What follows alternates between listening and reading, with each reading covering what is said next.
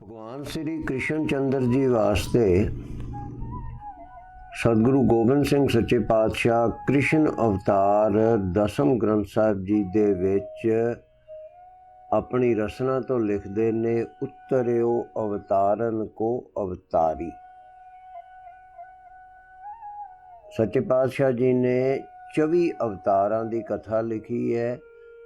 ਭਗਵਾਨ ਸ੍ਰੀ ਵਿਸ਼ਨੂੰ ਜੀ ਦੇ 24 ਅਵਤਾਰ, ਉਹਨਾਂ ਵਿੱਚੋਂ 20ਵਾਂ ਅਵਤਾਰ ਭਗਵਾਨ ਸ੍ਰੀ ਰਾਮਚੰਦਰ ਜੀ ਅਤੇ 21ਵਾਂ ਅਵਤਾਰ ਭਗਵਾਨ ਸ੍ਰੀ ਕ੍ਰਿਸ਼ਨ ਚੰਦਰ ਜੀ ਨੂੰ ਲਿਖਿਆ ਉੱਥੇ, ਜਿਨ੍ਹਾਂ ਦੇ ਵਾਸਤੇ ਲਿਖਿਆ ਕਿ ਉਤਰਿਓ ਅਵਤਾਰਨ ਕੋ ਅਵਤਾਰੀ। ਉਹ ਭਗਵਾਨ ਸ੍ਰੀ ਕ੍ਰਿਸ਼ਨ ਚੰਦਰ ਜੀ ਦੇ ਮਾਤਾ ਜੀ ਕੌਣ ਸਨ?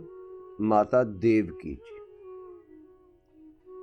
ਜਿਨ੍ਹਾਂ ਦੇ ਵਾਸਤੇ ਸ੍ਰੀ ਆਦਿ ਗ੍ਰੰਥ ਸਾਹਿਬ ਜੀ ਦੇ ਵਿੱਚ ਲਿਖਿਆ ਹੋਇਆ ਹੈ, ਧੰਨ ਧੰਨ ਤੂੰ ਮਾਤਾ ਦੇਵਕੀ। ਕਿਉਂਕਿ ਇੱਕ ਹੋਰ ਥਾਂ ਤੇ ਸੱਚੇ ਪਾਤਸ਼ਾਹ ਜੀ ਉਚਾਰਨ ਕਰਦੇ ਨੇ ਕਿ ਧੰਨ ਧੰਨ ਗੁਰੂ ਕਾ ਪਿਤਾ ਮਾਤਾ। ਸਤਿਗੁਰੂ ਦਾ ਮਾਤਾ ਤੇ ਪਿਤਾ ਦੋਵੇਂ ਹੀ ਧੰਨ ਹੁੰਦੇ ਨੇ। ਇਸ ਕਰਕੇ ਭਗਵਾਨ ਸ਼੍ਰੀ ਕ੍ਰਿਸ਼ਨ ਚੰਦਰ ਜੀ ਦੇ ਮਾਤਾ ਪਿਤਾ ਜੀ ਨੂੰ ਵੀ 10ਵੇਂ ਪਾਤਸ਼ਾਹ ਜੀ ਨੇ ਉਹਨਾਂ ਦੇ ਵਾਸਤੇ ਵੀ ਲਿਖਿਆ, ਔਰ ਇੱਥੇ ਸ੍ਰੀ ਆਦਿ ਗ੍ਰੰਥ ਸਾਹਿਬ ਜੀ ਦੇ ਵਿੱਚ ਲਿਖਿਆ ਹੋਇਆ ਹੈ, ਧੰਨ ਧੰਨ ਤੂੰ ਮਾਤਾ ਦੇਵਕੀ। ਕਿਉਂ? ਤੂੰ ਕਿਉਂ ਧੰਨ ਹੈ? ਜਿਵੇਂ ਮੈਂ ਪਹਿਲੋਂ ਆਪ ਜੀ ਨੂੰ ਬੇਨਤੀ ਕੀਤੀ ਹੈ ਨਾ, ਧੰਨ ਧੰਨ ਗੁਰੂ ਕਾ ਪਿਤਾ ਮਾਤਾ। ਧੰਨ ਧੰਨ ਤੂੰ ਮਾਤਾ ਦੇਵਕੀ, ਜੇ ਗ੍ਰੇ ਰਮਈਆ ਕਵਲਾ ਪਤੀ। ਜੀ ਦੇ ਘਰ ਭਗਵਾਨ ਕਵਲਾ ਕੌਣ ਹੈ? ਲਕਸ਼ਮੀ। ਲਕਸ਼ਮੀ ਦੇ ਪਤੀ ਕੌਣ ਹੈ? ਵਿਸ਼ਨੂੰ ਜੀ। ਵਿਸ਼ਨੂੰ ਜੀ ਜੀ ਦੇ ਘਰ ਪ੍ਰਗਟ ਹੋਏ ਨੇ, ਉਹ ਮਾਤਾ ਦੇਵਕੀ ਧੰਨ ਹੈ। ਧੰਨ ਧੰਨ ਸੋ ਕੁਲ, ਧੰਨ ਧੰਨ ਸੋ ਜਨਨੀ, ਜਿਨ ਗੁਰੂ ਜਣਿਆ ਮਾਏ। ਹੁਣ ਭਗਵਾਨ ਸ੍ਰੀ ਕ੍ਰਿਸ਼ਨ ਚੰਦਰ ਜੀ ਦੇ ਵਾਸਤੇ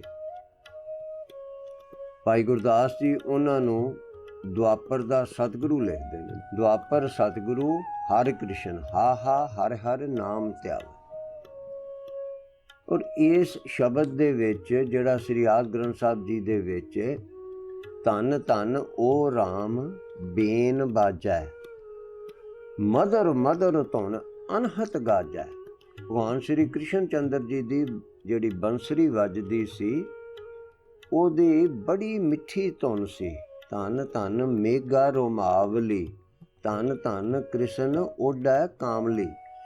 ਜਿਸ ਉੱਨ ਦੀ, ਜਿਸ ਭੇਡ ਦੀ ਉੱਨ ਦੀ ਕੰਬਲੀ ਭਗਵਾਨ ਸ੍ਰੀ ਕ੍ਰਿਸ਼ਨ ਚੰਦਰ ਜੀ ਨੇ ਆਪਣੇ ਉੱਪਰ ਲਈ, ਉਹ ਭੇਡ ਵੀ ਧੰਨ ਹੈ ਤੇ ਉੱਨ ਵੀ ਧੰਨ ਹੈ। ਤੇ ਫਿਰ ਧੰਨ ਧੰਨ ਬਨਖੰਡ ਬਿੰਦਰਾ ਬਨ, ਜਾ ਖੇਲੇ ਸ੍ਰੀ ਨਾਰਾਇਣਾ। ਉਹ ਬਿੰਦਰਾਬਨ ਵੀ ਧੰਨ ਹੈ, ਜਿਸ ਬਿੰਦਰਾਬਨ ਦੇ ਵਿੱਚ ਕੌਣ ਖੇਡਦਾ? ਨਾਰਾਇਣ, ਭਗਵਾਨ ਸ੍ਰੀ ਕ੍ਰਿਸ਼ਨ ਚੰਦਰ ਜੀ, ਜਿਹੜੇ ਕਿ ਪ੍ਰਭੂ ਦਾ ਰੂਪ ਨੇ। ਬੇਨ ਵਜਾਵੈ, ਬੰਸਰੀ ਵਜਾਉਂਦੇ ਨੇ, ਤੇ ਫਿਰ ਕੀ ਹੁੰਦਾ? ਗੋ ਧਨ ਚਰੈ। ਜਿਹੜਾ ਗਊ ਰੂਪੀ ਧਨ ਹੈ, ਉਹ ਅਨੇਕਾਂ ਗਊਆਂ ਚਰਦੀਆਂ ਨੇ। ਭਗਵਾਨ ਸ੍ਰੀ ਕ੍ਰਿਸ਼ਨ ਜੀ ਬੰਸਰੀ ਵਜਾਉਂਦੇ ਨੇ, ਤੇ ਫਿਰ ਨਾਮੇ ਕਾ ਸੁਆਮੀ ਆਨੰਦ ਕਰ। ਗਊਆਂ ਚਰਦੀਆਂ ਨੇ, ਭਗਵਾਨ ਦੀ ਬੰਸਰੀ ਨਾਲ ਮੋਹੀਆਂ ਜਾਂਦੀਆਂ ਨੇ, ਭਗਵਾਨ ਦੇ ਕੋਲ ਆ ਜਾਂਦੀਆਂ ਨੇ। ਭਗਵਾਨ ਸ੍ਰੀ ਕ੍ਰਿਸ਼ਨ ਜੀ ਉਹਨੂੰ, ਗਊਆਂ ਨੂੰ ਪਿਆਰ ਕਰਦੇ ਨੇ ਤੇ ਬੰਸਰੀ ਵਜਾਉਂਦੇ ਨੇ, ਤੇ ਬੰਸਰੀ ਵਜਾਇਆ ਗਊਆਂ ਮੋਹੀਆਂ ਜਾਂਦੀਆਂ ਨੇ, ਤੇ ਭਗਵਾਨ ਉੱਥੇ ਆਨੰਦ ਕਰਦੇ ਨੇ। ਤੇ ਉਸ ਆਨੰਦ ਨੂੰ ਲੈ ਕੇ ਨਾਮਦੇਵ ਜੀ ਨੇ ਇਹ ਸ਼ਬਦ ਉਚਾਰਿਆ, ਤੇ ਇਹ ਸ਼ਬਦ ਸ੍ਰੀ ਆਦਿ ਗ੍ਰੰਥ ਸਾਹਿਬ ਜੀ ਯਾਨੀ ਕਿ ਗੁਰੂ ਗ੍ਰੰਥ ਸਾਹਿਬ ਜੀ ਦੇ ਵਿੱਚ ਸੱਚੇ ਪਾਤਸ਼ਾਹ ਜੀ ਨੇ ਆਪਣੇ ਹਸਤ ਕਮਲਾਂ ਨਾਲ ਚੜਾ ਦਿੱਤਾ। ਇਸ ਕਰਕੇ ਇਹ ਪ੍ਰਵਾਨਿਤ ਹੈ। ਹੁਣ ਭਗਵਾਨ ਸ੍ਰੀ ਕ੍ਰਿਸ਼ਨ ਚੰਦਰ ਜੀ ਦੇ ਵਾਸਤੇ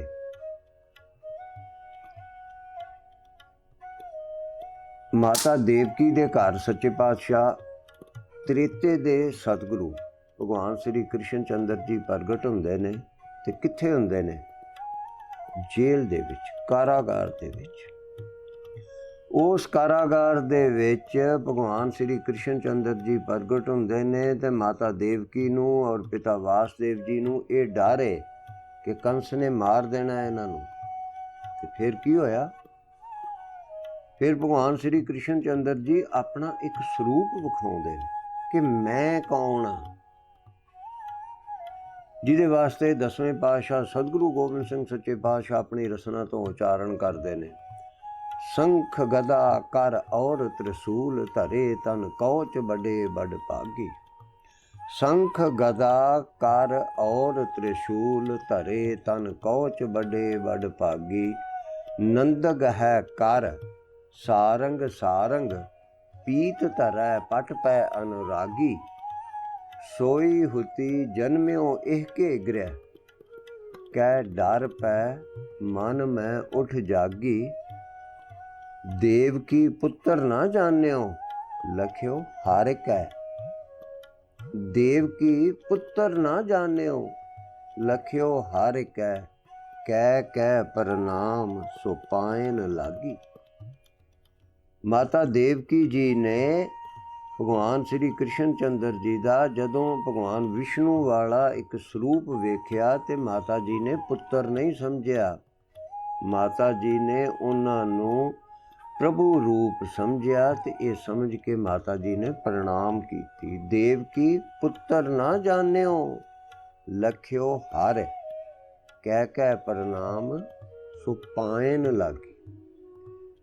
ਇਹਦੀ ਪਹਿਲੀ ਤੁਕ ਸੰਖ ਗਦਾ। ਸੰਖ ਗਦਾ ਕਰ, ਕਰ ਤੋਂ ਭਾਵ ਹੱਥ, ਔਰ ਤ੍ਰਿਸ਼ੂਲ ਅਤੇ ਤ੍ਰਿਸ਼ੂਲ ਫੜਿਆ ਹੱਥ ਵਿੱਚ। ਸੰਖ ਗਦਾ ਕਰ ਔਰ ਤ੍ਰਿਸ਼ੂਲ ਧਰੇ ਤਨ ਕੌਚ ਬੜੇ ਵੱਡ ਭਾਗੀ। ਤੇ ਸਰੀਰ ਦੇ ਉੱਤੇ ਕਵਚ ਪਹਿਨਿਆ ਹੋਇਆ ਸੱਚੇ ਪਾਤਸ਼ਾਹ ਨੇ। ਨੰਦਗ ਹੈ ਕਰ। ਨੰਦਗ ਜਿਹੜੀ ਭਗਵਾਨ ਦੀ ਕਿਰਪਾਨ ਹੈ ਉਹਦਾ ਨਾਮ ਹੀ ਨੰਦਗ ਹੈ। ਨੰਦਗ ਹੈ ਕਰ ਸਾਰੰਗ ਸਾਰੰਗ। ਸਾਰੰਗ ਜਿਹੜਾ ਹੈ, ਸਾਰੰਗ ਦਾ ਅਰਥ ਧਨੁਸ਼ ਵੀ ਹੈ ਔਰ ਜਿਹੜਾ ਭਗਵਾਨ ਵਿਸ਼ਨੂੰ ਜੀ ਦਾ ਧਨੁਸ਼ ਹੈ ਉਹਦਾ ਨਾਮ ਵੀ ਸਾਰੰਗ ਹੈ। ਪੀਤ ਧਰੈ ਪਟ ਪੈ ਅਨੁਰਾਗੀ। ਪਟ ਹੁੰਦਾ ਵਸਤਰ ਤੇ ਪੀਤ ਹੋ ਗਿਆ ਪੀਲੇ। ਪੀਲੇ ਰੰਗ ਦਾ ਵਸਤਰ ਭਗਵਾਨ ਨੇ ਪਹਿਨਿਆ ਹੋਇਆ। ਸੋ ਇਹ ਸਵਈਏ ਦੇ ਵਿੱਚ ਸੱਚੇ ਪਾਤਸ਼ਾਹ ਜੀ ਨੇ ਜਿਹੜਾ ਸਰੂਪ ਦੱਸਿਆ ਹੈ ਇਹ ਭਗਵਾਨ ਕ੍ਰਿਸ਼ਨ ਚੰਦਰ ਜੀ ਦਾ ਦੱਸਿਆ ਹੈ। ਤੇ ਭਗਵਾਨ ਕ੍ਰਿਸ਼ਨ ਚੰਦਰ ਜੀ ਦਾ ਕਿਹਦੇ ਅਵਤਾਰ ਸਨ? ਭਗਵਾਨ ਵਿਸ਼ਨੂੰ ਜੀ ਦੇ। ਹੁਣ ਇੱਥੇ ਤੁਸੀਂ ਦੇਖੋ ਸੱਚੇ ਪਾਤਸ਼ਾਹ ਲਿਖਦੇ ਨੇ ਨੰਦਗ ਹੈ ਕਰ ਸਾਰੰਗ ਸਾਰੰਗ। ਹੁਣ ਆਦ ਦੇ ਸ਼ਬਦ ਹਜ਼ਾਰਿਆਂ ਵਿੱਚ ਸੱਚੇ ਪਾਤਸ਼ਾਹ ਸਤਿਗੁਰੂ ਅਰਜਨ ਦੇਵ ਸੱਚੇ ਪਾਤਸ਼ਾਹ ਲਿਖਦੇ ਨੇ ਮੇਰਾ ਮਨ ਲੋਚਾ ਗੁਰ ਦਰਸ਼ਨ ਤਾਈ। ਬਿਲਪ ਕਰੈ ਚਾਤਰਿਕ ਕੀ ਨਿਆਈ। ਤ੍ਰਿਖਾ ਨਾ ਉਤਰੈ ਸਾਂਤ ਨਾ ਆਵੈ ਬਿਨ ਦਰਸ਼ਨ ਸੰਤ ਪਿਆਰੇ ਜੀ। ਓ ਕੋਲੀ ਜੀਓ ਕੋਲ ਕਮਾਈ ਗੁਰ ਦਰਸ਼ਨ ਸੰਤ ਪਿਆਰੇ ਜੀ।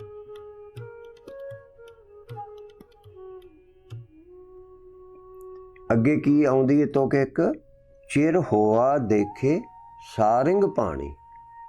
ਸਾਰਿੰਗ ਪਾਣੀ, ਪਾਣੀ ਤੋਂ ਭਾਵ ਹੱਥ, ਹੱਥ ਵਿੱਚ ਸਾਰਿੰਗ ਨਾਮ ਦਾ ਧਨੁਸ਼। ਸਾਰਿੰਗ ਤੋਂ ਭਾਵ ਧਨੁਸ਼। ਧਨੁਸ਼ ਧਾਰਨ ਵਾਲੇ ਦਾ ਦਰਸ਼ਨ ਕੀਤੇ ਤੋਂ ਬਿਨਾਂ ਮੈਨੂੰ ਚੈਨ ਨਹੀਂ ਆਉਂਦਾ। ਇੱਥੇ ਵੀ ਆ ਗਿਆ ਨੰਦਗ ਹੈ ਕਰ ਸਾਰੰਗ ਸਾਰੰਗ ਪੀਤ ਧਰੈ ਪਟ ਪੈ ਅਨੁਰਾਗੀ। ਸੋ ਇੱਕੋ ਹੀ ਰੂਪ ਹੈ, ਇੱਕੋ ਹੀ ਜੋਤ ਹੈ, ਇੱਕੋ ਹੀ ਰੂਪ ਹੈ। ਇਸੇ ਕਰਕੇ ਭੱਟਾਂ ਦੇ ਸੋਈਆਂ ਦੇ ਵਿੱਚ ਉਹਨਾਂ ਨੇ ਲਿਖਿਆ ਹੋਇਆ ਸਤਜੁਗ ਤੈ ਮਾਣਿਓ ਛਲਿਓ ਬਲ ਬਾਵਨ ਪਾਇਓ। ਤ੍ਰੇਤਾ ਤੈ ਮਾਣਿਓ ਰਾਮ ਰਘੁਵੰਸ਼ ਕਹਾਇਓ। ਦੁਆਪਰ ਕ੍ਰਿਸ਼ਨ ਮੁਰਾਰ ਕੰਸ ਕਿਰ ਤਾਰਤ ਕੀਓ। ਉਗਰਸੈਨ ਕੋ ਰਾਜ ਅਪੈ ਭਗਤਾ ਜਨ ਦਿਓ। ਕਲਯੁਗ ਪ੍ਰਮਾਣ ਨਾਨਕ ਗੁਰੂ ਅੰਗਦ ਅਮਰ ਕਹਾਇਓ।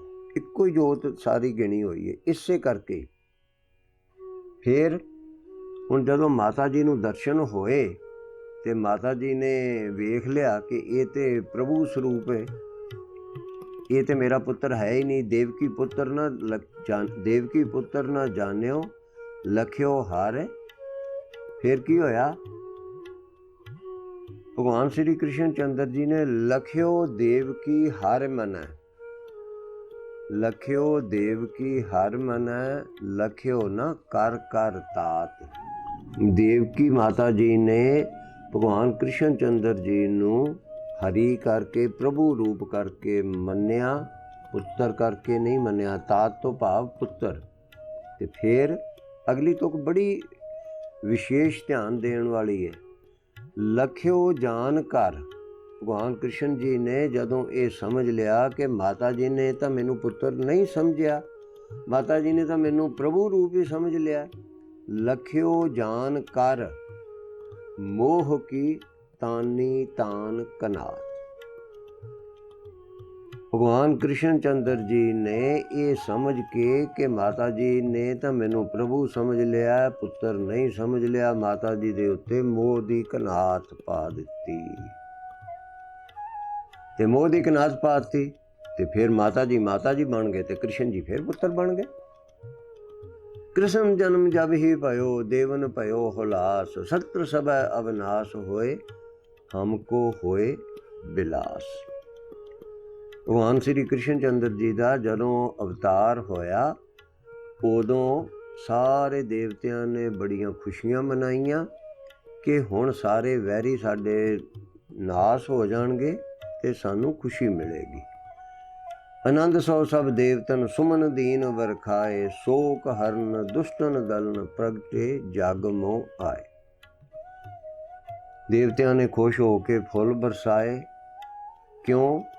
ਕਿਉਂਕਿ ਸੋਕ ਹਰਨ, ਗਮੀ ਨੂੰ ਦੂਰ ਕਰਨ ਵਾਲੇ, ਦੁਸ਼ਟਾਂ ਦਾ ਨਾਸ਼ ਕਰਨ ਵਾਲੇ, ਸੋਕ ਹਰਨ ਦੁਸ਼ਟਨ ਦਲਨ ਪ੍ਰਗਟੇ ਜਗ ਮੋ ਆਏ। ਜਗ ਦੇ ਵਿੱਚ ਆ ਕੇ ਤੇ ਉਹ ਪ੍ਰਗਟ ਹੋਏ ਨੇ।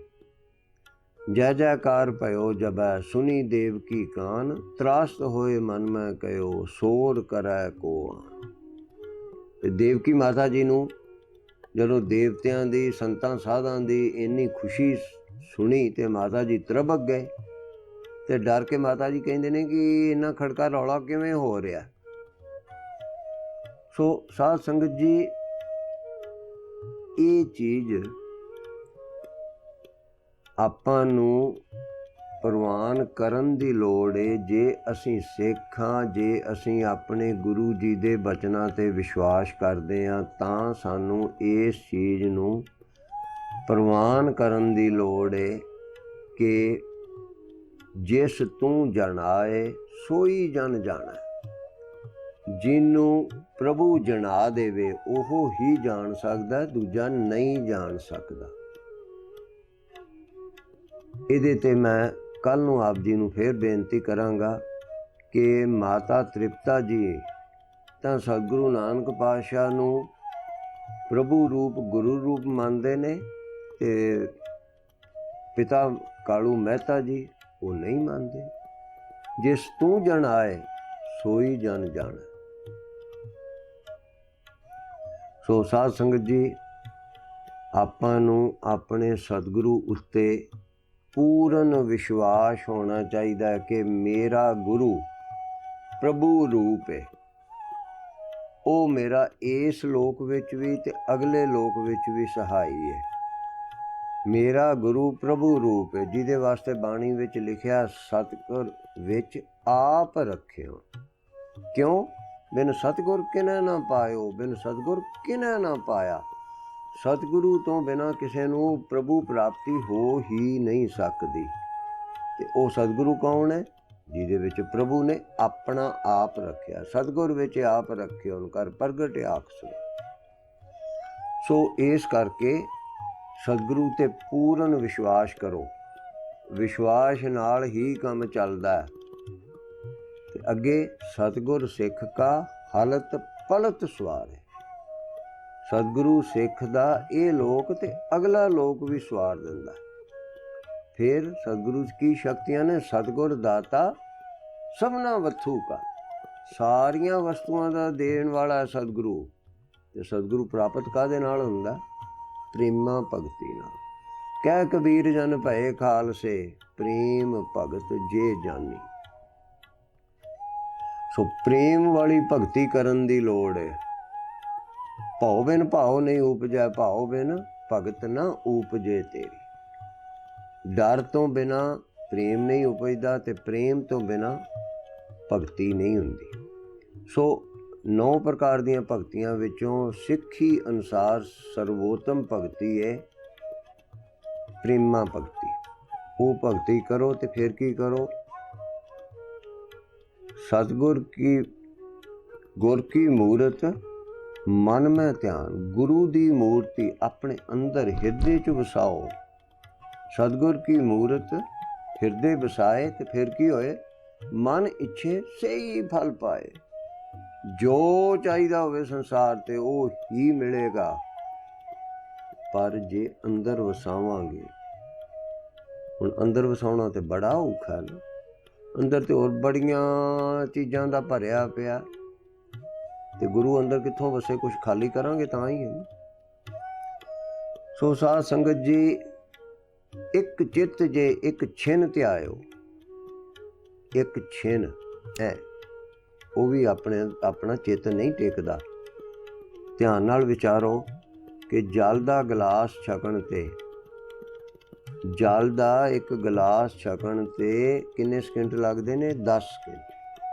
ਉਹ 10 ਸਕਿੰਟ ਸਾਡਾ ਮਨ ਨਹੀਂ ਟਿਕਦਾ, ਇੱਕ ਥਾਂ ਤੇ ਬਿਰਤੀ ਇਕਾਗਰ ਨਹੀਂ, ਪਾਣੀ ਦਾ ਸਵਾਦ ਨਹੀਂ ਲੈ ਰਹੇ ਹੁੰਦੇ ਆਪਾਂ, ਹੋਰ ਵੀ ਪ੍ਰਕਾਰ ਦੀਆਂ ਗੱਲਾਂ ਸੋਚਦੇ ਹਾਂ। ਇਸ ਕਰਕੇ ਬਿਰਤੀ ਟਿਕਾਉਣ ਦੀ ਕੋਸ਼ਿਸ਼ ਕਰੋ, ਗੁਰੂ ਦੀ ਮੂਰਤ ਆਪਣੇ ਅੰਦਰ ਵਸਾਉਣ ਦੀ ਕੋਸ਼ਿਸ਼ ਕਰੋ, ਤੇ ਫਿਰ ਜੋ ਇੱਛਾ ਹੋਵੇ ਗੁਰੂ ਉਹ ਹੀ ਦੇ ਸਕਦਾ ਨਾ, ਉਹ ਹੀ ਮਿਲਦਾ। ਸੋ ਸਾਧ ਸੰਗਤ ਜੀ, ਸਾਰੇ ਹੀ ਆਖੋ ਧੰਨ ਸਤਿਗੁਰੂ ਪ੍ਰਤਾਪ ਸਿੰਘ।